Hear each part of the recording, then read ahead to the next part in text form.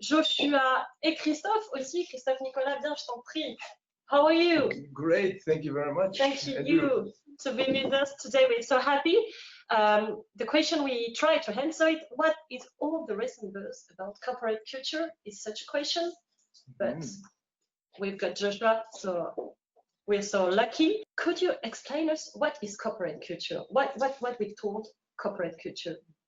Sure, well, I'd be happy to, and that's one of the first questions that we always encounter with our clients on the ground when we start to talk about something like corporate culture is, what is this thing? Yeah. As Philippe mentioned, it's kind of this undefinable serpent, it's kind of fuzzy, it's complex, and everyone seems to have their own definition of what it is. So this is where you can end up in these kind of endless discussions around the water cooler about what is culture. And so the first thing to do is really come up with a simple definition. And in fact, the way that we came to this subject was because as doing transformation work, doing change work, when you arrive and you want to start to change something, you start to talk to people about changes in their organization, the first thing that they say to you is, that's not the way we do things around here. Okay. And in fact, that's always kind of frustrated us as change managers. But in fact, it's the perfect definition of culture. Oh. The way we do things around here is, in fact, what we mean when we talk about corporate culture. And so when you want to come and make a change, it's the culture that's protecting itself and saying, that's not the way we do things. So the first thing is to say, well, what is it in this phrase, the way we do things around here? And to look at it really quickly, the way. There is a way to do things, and it's not another way, it's this way. And the second thing is we, and the way we do things. So we're defining ourselves as a group of people here, right, in this space, and we do things. And so culture is about a way, a specific way, not another way, of doing things, so taking action. It's not just a feeling or a way of being, but it's actually about the way we do things, and it's about a group of people taking action. So that's how we define it. Very simply, the way we do things here. Okay, before we continue, Christophe, you know him very well. You're working with him, and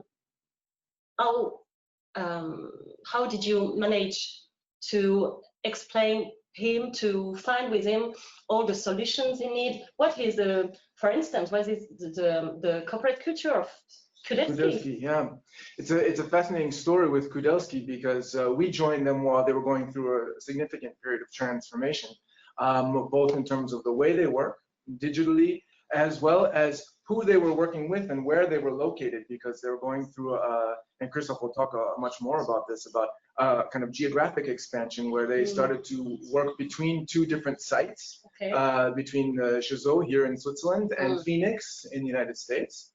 And so that was a big expansion, and then they've also expanded into other areas, including Asia, and even we were involved specifically with the integration of a group from Norway. So there's a very large question of culture for Kudelski, just when it comes to national cultures. And I think as a kind of aside question is that the first point about culture is making it explicit. And I think people here in Switzerland tend to be already a bit more aware of culture, as we're kind of the crossroads of all of these national cultures in Europe. And of course, we're doing a kind of cultural shift even in this talk, speaking in English, as I'm an American. Right. So we're a bit more aware, I think, of the cultural questions here. And so Kudelski, I think, was well positioned to deal with that. But it did mean, making some things explicit, which is always the first point about culture, because so much of it is unsaid and so much of it is implicit. We don't even often think about the way we do things, we just do them. And so the first thing is to make that clear that we're doing them and it's different maybe from others. Thank you so much, Joshua. I joined the company of Juliet Sternauer about 4 years ago, and Kudelski was already a client, so we were already working together with them when I joined. And I joined at a time where they were really finishing up a first break of their major digital transformation of the last couple of years, and then started working with them on two related topics, which was the integration of this other company, and also the the way that they digitally work together in terms of collaboration, to make sure that they were able to use the tools to be able to collaborate with these four corners of the globe. And so these questions of culture were very natural and actually became even a really explicit topic of conversation about how do we communicate differently potentially with people in India as opposed to people in the United States, as opposed to Norway, for example, and what are the things that we need to be aware of when we're talking with people from these different cultures? What are the presuppositions that they have that might be different from the way we think about things? And when we now talk to our clients about culture, the first thing, as we said, is let's make it explicit. Let's understand what it is. And so we like that definition. There are other definitions we'll get into a little bit, perhaps, but that's a first starting place. The second thing is to say, okay, now we understand basically what it is. So what? You know, now, okay, there's this kind of academic definition of it, the way we do things around here. Yeah, what is our culture? You know, and that's where an exploration is necessary. And that's the second thing that we do when we come to discuss culture with people, say, how can we work with you to understand help you understand better what your culture is? What are the pieces of that culture? And we always see culture as a combination of two different things: the visible aspects of culture and the more invisible aspects of culture, the unwritten kind of codes and values. And you can explore that, and then also explore that for today, but then also for tomorrow. Where would you like to be tomorrow? What should your culture look like tomorrow? And those are the objectives. Yeah, exactly, the objectives. What kind of, do we want to become more of a learning culture, or do we want to just reinforce our culture? Do we want to, so we don't always need to change it, might actually want to reinforce it, or you might even want to preserve it. So it really also is that question, okay, what do you want to do with culture, and why? And I think a lot of people might say, yeah, well, so what? But this brings us to the question of strategy, because leaders very well know how to do strategy. And oftentimes what's missing in their strategy is the cultural question, because the cultural question is the biggest motor for achieving your strategy. In fact, one of the great business thinkers of the last century, Peter Drucker, was known to say, culture eats strategy for breakfast. Yeah, you've heard that. So this one is saying, essentially, you can have the best strategy in the world. It can make the most sense, and it can be well thought out and everything. But if your culture is not aligned with that strategy, then you're not going to execute, because again, the way we do things is the culture. And so if the strategy doesn't take into consideration the way we do things, then it's going to be in conflict and you won't execute your strategy. So culture is absolutely critical to moving your strategy forward. So understanding what is your particular culture is the second piece. Thank you so much to begin to talk about corporate culture with Joshua. And why was it so important for you to talk about that corporate culture, to talk about culture within Codex? Yeah, I think as mentioned in the introduction, for a software engineer, talking about culture is important, because when we're working with an international organization like us, so we are in 115 locations, 25 culture, let's say international or country culture, on top of having to deal with engineers, sales reps, and admin people. If you are missing that point at the beginning, any type of transformation project or digital transformation project will fail by design, because we will be missing, I think, the human being, which needs to be at the center of any project. And how do you manage with Joshua to find the real point of this culture, to find the, how do you say, the immersive culture of Kudevsky? Yeah, the roots of the culture, and this is something that you and I were discussing briefly, Christophe, about the roots being less visible, and oftentimes it's important in periods of change to go back to those roots. Okay. Because when we're doing change, one of the most important things is identifying areas of stability, something that doesn't change, and oftentimes it's those core values that are less visible and potentially hidden even. And I know that that's been something that's been at the core of your discussion within Kudevsky, Christophe. Yeah, because when you are joining a company that I joined the company 25 years ago, so it seems that last century already it was, in fact. Yeah, but when you join and you have already 45 years of history of the company, you need to integrate into any type of project already that heavy company culture. So the Kudelski and Agra Kudelski started with developing or inventing the first professional audio tape recorder. That tape recorder went to the moon. That tape recorder record the Watergate story. So you have a Navy, quote unquote, history to take into account. And that's really defining when it comes to the company value or the core value that you can build on when it comes to innovation, end user centric approach and that. So any project that you do needs to build on those value, and you need to align people on those value first before trying to somewhat adapt or change or promote new type of way of working, new so quote unquote culture. Thank you so much, Christophe. Do you want to react to what he said? Yeah, I think Watergate? Yeah, it's not Watergate. Yeah, you got a great treasure chest when it comes to a longer history, a country, a company that's got such a long history and a kind of a very hollowed kind of culture is really, or history is really important. And it's something that they can count on through periods of change, and I'm sure we'll get to talk about some of those changes as we before that Kudelski's going through.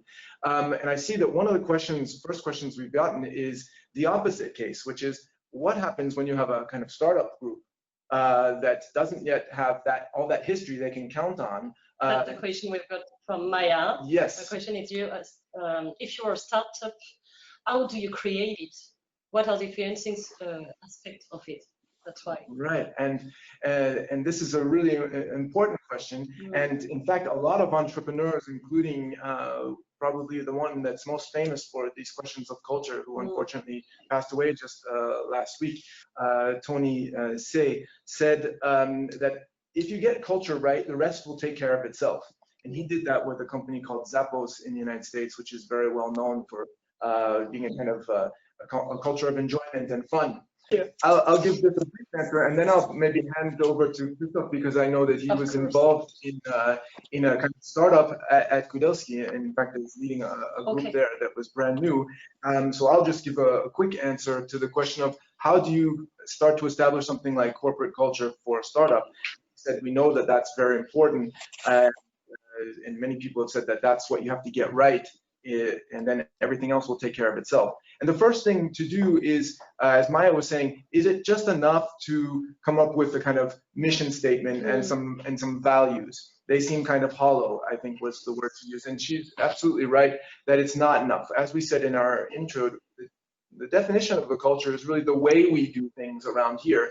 It's not the values that we put on the website or on the wall when we walk into the company. Not just a demonstration. Yeah, exactly. It's not just this expression that's kind of facile, that's a bit easy.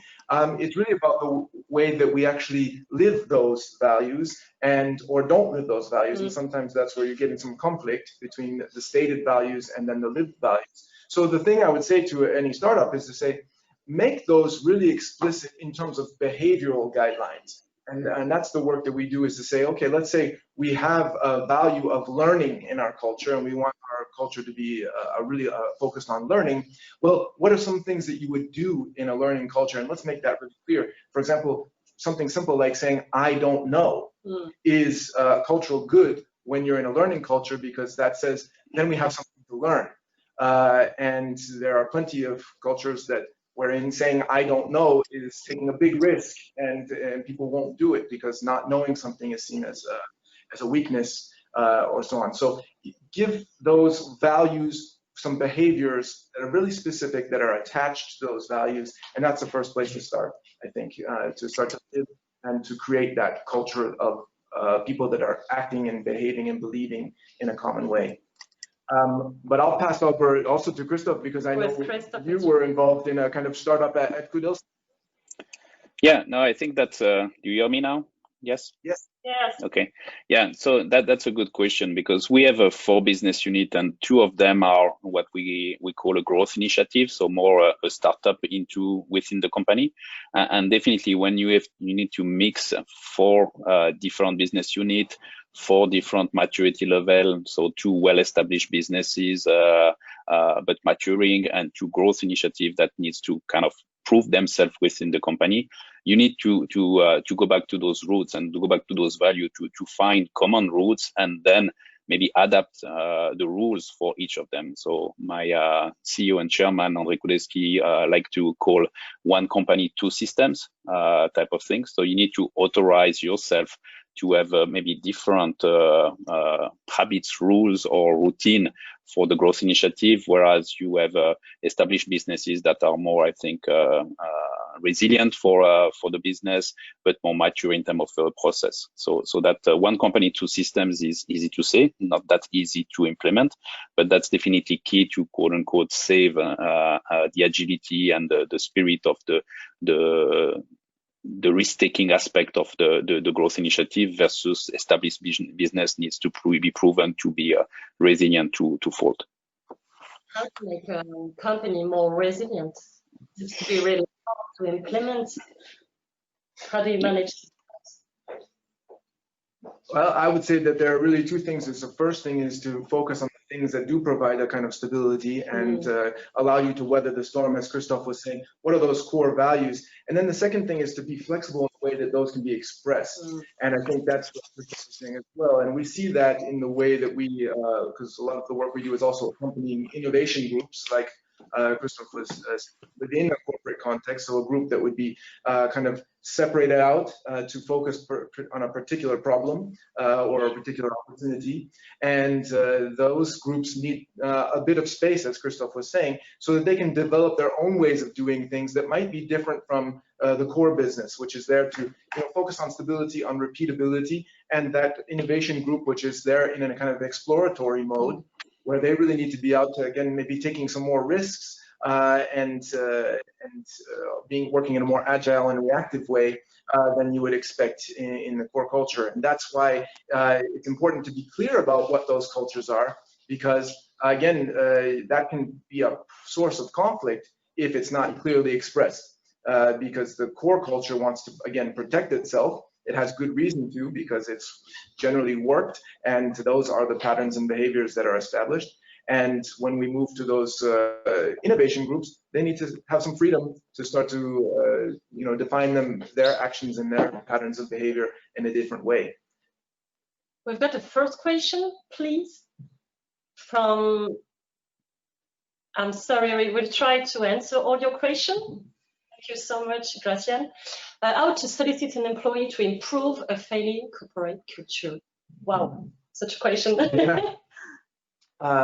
Well, Van, thank you, Van. I'll say one thing about it. I'm not sure that Christophe will be able to talk much about failing corporate cultures, because I think Kudelski's got a pretty healthy one, but then we do see risks at every level. And the first thing is, what's failing about the culture? And typically when we talk about cultures that are failing, we're talking about cultures that are either dissipating because they're very weak, and so they're unable to maybe help the culture or the strategy. And the other one is what we talk about is a toxic culture. And that's where a toxic culture can actually be a very strong culture. Like Enron, for example, in the United States, had a very strong culture. It was a very strong culture that was an unethical culture, but that actually caused that company to really dissolve, because it's unhealthy for employees, it's unhealthy for customers, both physically, mentally, financially. So that's a kind of toxic. So you have to first understand what is the reasons that your culture is failing, and what do we mean when we say that. The other aspect I mentioned is if it's a weak culture. So cultures can become very weak if they're dissipated, if we allow everything. Again, if we go back to our definition, the way we do things around here, if there's no way, if all ways are possible, then it's difficult to say you really have a culture, and then the culture probably can't help you with your strategy because people are not aligned. And so in that second case, what I would say is it's important to establish, what we might think of as kind of artificial things like policies and procedures that then can help establish a certain common way that then you can help move the culture back on track. Thank you so much, Joshua. We've got another question, really interesting question. Thank you, Joshua and Christophe. By my experience in developing countries, the weight of the country's culture weighs heavier in day-to-day life. As a business owner, how do, sorry, I'll try to read it. Particularly in the values don't align with the ones you want to promote. The example Joshua mentioned about being able to say, I don't know, is a good one. How do you while respecting a country's culture? It's really important, the country's culture, the culture we are in. Yeah. Christophe, maybe you want to jump on. Yeah. Can you try to? Sure, I can jump on that. And I think 2020 was definitely an interesting aspect to answer that question, because when COVID came in, just imagine that we have 115 locations around the world. So the very first time we heard about COVID was end of January, when our Beijing and Shanghai office closed down. And then to that point, the country culture really is taking over. In crisis, you are kind of forgetting maybe the company and going back to your roots and your education. And when you have a government closing down cities or closing down offices, the quote unquote the new rules is maybe not anymore the corporate culture or the corporate rules, but what happened in your country. Especially in crisis time, people go back to their I think reptilian brain, and then go back to survival mode. So definitely when COVID started, you find back, I think, some very strong Asian culture taking over our company rules, and in that quote unquote wave moved east to west. And it was very interesting to see when the first wave came in Europe, and then in the US, and then the second wave also follow the quote unquote fight between that country culture and the company culture, and it's a real stress test for the company. You can see what is to Joshua's point, what is artificial, and you feel that it was a strong part of your company culture, but it faded away very quickly. And what remains, and definitely again back, I think our strong core value remains no matter what, or at least they are the one coming back sooner. But some other more artificial routines or process are definitely challenged by that in crisis mode. You want to react, Joshua? Yeah, I think that the question of crisis, this is really where culture often is a kind of goes through a stress test, and where culture can really also then be a major risk in times of crisis. And this is something that we saw. One of my favorite stories about corporate culture is coming from Johnson & Johnson, the company that produces Tylenol medication. And in the United States in the early 80s, they had a couple of poisonings. So people had tampered with the medication, and 8 people died around Chicago. And this was a massive crisis for the company because suddenly people couldn't trust their product. And it was a big question what they should do. And they were originally advised by the FBI and the health organization there to say, look, you should remove all the product from just Chicago.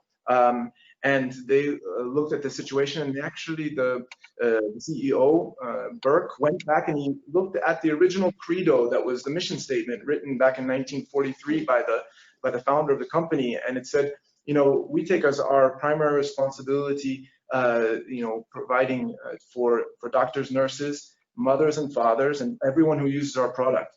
And so what they did was they took a decision to remove the product from the entire country, and they recalled every single capsule, every single pill, and that was a real crisis moment. They reflected back on, they went back to their core value statement, and that gave them some guidance about how to react. And so what could have been and should have been, in any other case, catastrophic end to that company when you remove all the product and it's associated with people dying, actually rebuilt trust. They came back in 6 months with with new safety features on the bottles. And they are still a very successful company today. So I think, those kinds of crisis moments can be also a galvanizing force, something that even improves the image of your company. And I know I'm speaking along, but I'll add one interesting fact about the COVID experience that we're all having this year is that the ratings on Glassdoor, which is a website for people to rate, their companies where they work, in terms of corporate culture, hit all-time highs for the first 5 months of the COVID crisis. So they've never seen such high rankings. People are giving their companies for corporate culture as in the last 5 years.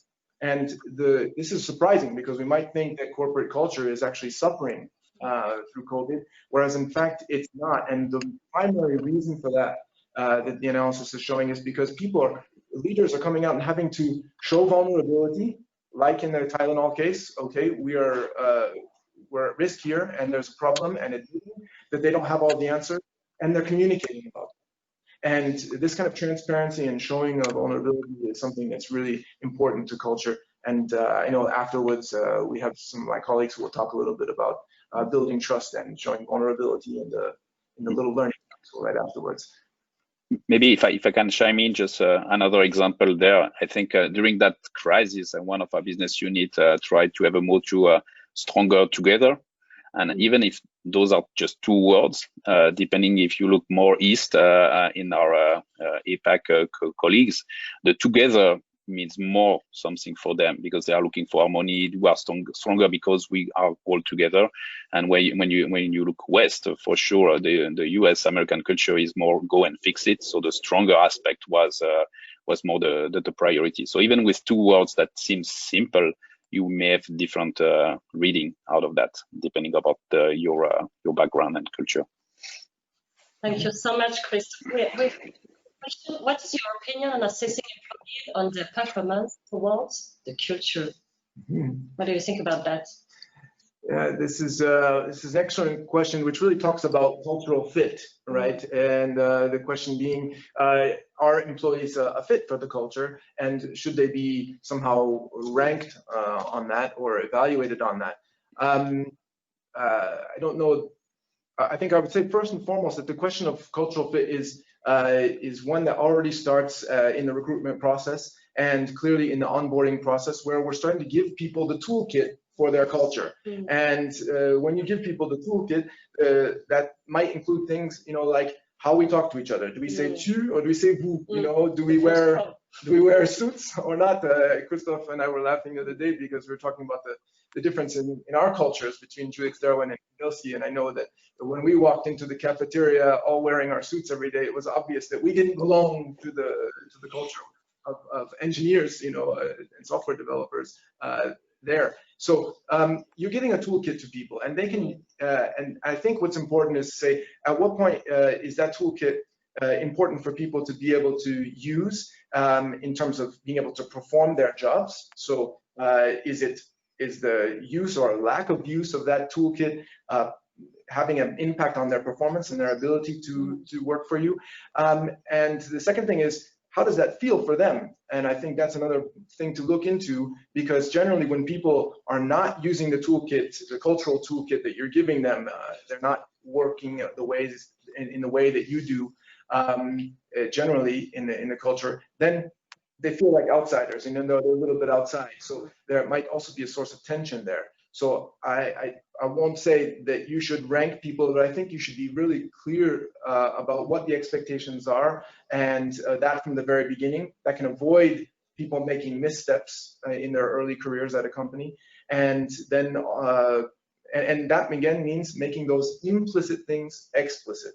So maybe people don't tell you, you shouldn't say, I don't know, or you shouldn't tutoyer the CEO, but if you then do that, you make them faux pas, a mistake, and then it's a bit embarrassing and could be perceived even as a poor performance. What do you think about that, Christophe? Yeah, I will just refer back to your cafe model. So if you have been able to explicit the vision and then give some guidance, but authorize some autonomy there, definitely it helps in the integration slash asking, or let's say, agreeing that people may behave differently. So, and again, especially in a global organization with 25 culture, you need somewhat to have some autonomy and some freedom to somewhat align to the certitude, but get or keep some autonomy on the way you implement the culture. Okay, a follow-up question on the relation to national culture and corporate culture. How much should one consider the differences in national cultures, for example, of steady dimensions, when creating a successful corporate culture? It's a question for you. Well, as culture is embedded, I don't think that you can completely get rid of the national culture. That there will always be those. You're always swimming in a kind of cultural ocean, and you can never be entirely outside of it. So when a company is created, it's created usually within a particular national culture, and then it lives and evolves within that ocean, so to speak. And so I think it's important to consider, as we say, those founding values. But I would go back to what Christophe was just saying about the cafe model, is that humans in general, don't have certain values only in certain places, and they don't work differently in other places when it comes to our neurology and our biology. So giving people clarity, giving people autonomy, treating them fairly, and connecting with them in an empathetic way, which is that cafe model, will work no matter what the values, I think, are that you express. And I don't really think that you can say in the United States there's a particular value that isn't transposable to another national culture. So I think it's, again, you have to always go down to that level of the behavior. What does that value mean for us, and what does that value mean for us here? And it might mean something slightly different, as Christophe was saying, here than it does in another place. Maybe just to build on that, if one of your core value is to value the differences, and especially when you are designing solutions for end user, for consumer, you need to understand the end user, the consumer. De facto, you need to understand the culture. So the way we are trying to address that is to make sure that we don't have not only people in Switzerland, but around the world, not just from a sales standpoint, but also from an R&D, engineering, and innovation standpoint. So our colleague in Bangalore will give us a different view on what is great for them. All the Asian culture are much more mobile than TV, for example. And if you don't integrate that into your product, you are missing the point. So the so-called localization of your product will come with de facto, if you value differences and if you have a mix of culture there. So you somewhat integrate that difference into your corporate culture. Thank you so much, Christophe, for your témoignage d'un trou de mémoire. We've got another question. Comment gérer les cultures nordiques versus les cultures latino or Swiss? That's a question really for Christophe, because I'm laughing already. Yeah, we had an interesting challenge about 3 years ago when we acquired a company based out of Norway in Oslo. And definitely to that point, even if we think, okay, we are European, we're all the same and so on, probably not completely. So I think after a few steps of integrations, one of my colleagues from Norway came to us with an interesting comic book explaining us the Norwegian, or let's say Northern Europe culture. And in one of them into that was, say, being Norwegian polite means we will not say hello when we come to the office, because we don't want to interrupt your work. So we only say hello when we have to engage with some meaningful topics. So all the chit chat, or I'm thinking about Switzerland and Paris seems to be the same, but when we have our colleagues in Paris that go and shake hands, now maybe not anymore, but shake hands with everyone when they are coming to the office, that was definitely 180 degree against what the Norwegian polite means there. So what the heck those guys are going office by office, shaking hands to everyone when I'm Norwegian polite and focus on my thing. So even if in a nutshell, if it looks the same, so Latin culture or Northern European culture are different, and maybe another example, usually when we visit offices, we are trying to take times to also go for lunch or dinner with our colleagues. That's the worst things you can do for a Norwegian, because as they don't like the chit chat, so it's a nightmare for them if you take out them for dinner if you don't know them. I think intimately when in France or in Spain, that's the way you build bonds, and then you starting to define how to work, and you learn each other. So yeah, definitely not an easy one. So I think it was very nice that they help us to understand more their culture, but you may start with blind spot for sure. It's really funny to hear that point. A last question: is there any way to assess that a declared culture is really the abundant culture and not just a collective lie? It's a question from Freddie. Yeah, this is a fantastic question. Thank you, Freddie. And indeed, I don't know if we've actually got the slide, but we've got a slide that talks a little bit about kind of the anatomy of culture. And I just maybe refer to that if we can get that up. Talking about the cultural ecosystem. And I already kind of mentioned this a bit at the beginning to talk about these kind of more visible aspects of our culture, and which are those outward signs above the ground, if you will, on our cultural tree, which would include things like rituals, symbols, structures, stories, very important. And then the less visible things, which are those values which are kind of below the soil, and which are more difficult to see, and also much more difficult to change. But to the question of Freddie, it's important thing is to say that just because those things above the soil are really visible and kind of evident to us, we can look around and we can see what are the rituals and the patterns of behavior. We can see what the symbols are when you walk in the door of the company that are on the wall. That doesn't mean that they're easy to interpret. And I think that's where we really have to spend some time. And what we do to specifically to Freddie's question is, once we've established what is the culture through some frameworks and some models, and then we've identified where they want to go or what they would like to do with their culture, then our next thing with clients is to do what we call a kind of diagnostic scan, where we'll go around and we'll look at those different things that are a bit more visible, but you have to spend a bit of time. You identify, wow, there's a foosball table in this company. It's an easy jump to say they must be a fun-loving company, until you sit there and observe all day in a kind of ethnographic, exercise, and realize that the employees never touch the foosball table until 7 o'clock at night when the CEO has left the building. And then you say, okay, well, that's not part of the corporate culture. It might be part of the employees, outside of work culture. But that's a different thing. So you definitely have to spend some time to look at these. It's not clear that the presence of, for example, to go to the example of software development, I've been in that world with Christoph, is that a company that's releasing software every day, very frequently, you say, wow, it's an agile, very agile organization. It may be. It might also be that software is full of bugs, and they're realizing it every time, and so they're scrambling behind the scenes to make bug fixes, and that's why they're releasing all the time. So you really have to spend some time, and that cultural diagnostic will establish that you have maybe a gap between the stated values and the lived signs and behaviors. Thank you so much.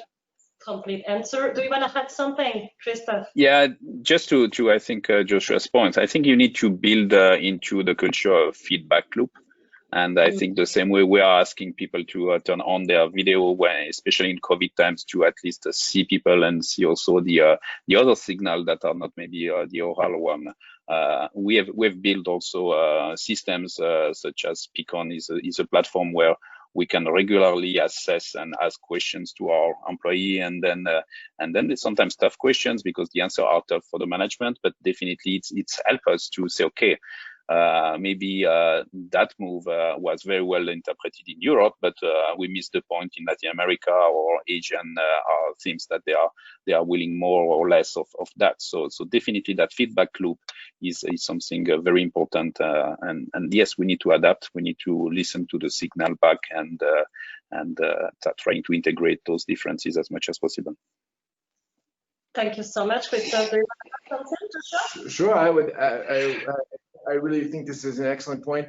Kind of listening to the organization frequently, which is the Beacon tool of doing that. It's what we might call a kind of pulse survey, and that's an excellent tool to use. The next thing is, of course, is to do what we call to flood the channel with signals. So you're going to get information, but then you also need to really be absolutely flooding your organization with signals that are signaling what is acceptable, what is expected, what is the way we act here, and what is the way you should be acting in order to be part of this culture. And those things, that's the other side of what Christophe is saying. Is one thing to be listening, but it's again also important to be sending out a lot of signals and not just backward looking, in terms of feedback. And I think again, my colleagues just in a few minutes will talk to you about feedback. They're going to talk also about feedback in a way that's almost like feeding forward. We talk about what does it mean to look forward, and we have a shared future together. And so those signals about belonging and a shared future are also really important when it comes to culture. Thank you so much. Thank you, Christophe, to be with us. We were very happy to be here with you. Thank you, Joshua.